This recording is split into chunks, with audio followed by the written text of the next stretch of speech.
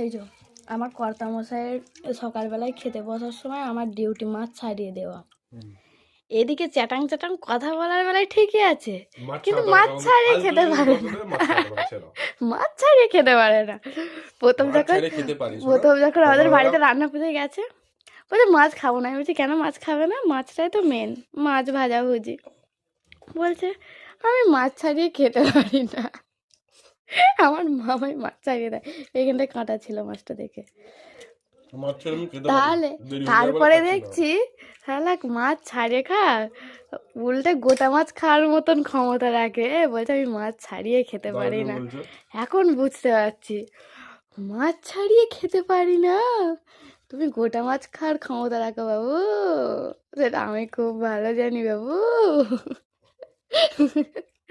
এখন আমি ছাড়িয়ে দিচ্ছি, এরপরে আবার অনেক বেশি ছাড়িয়ে দেবে নাকি?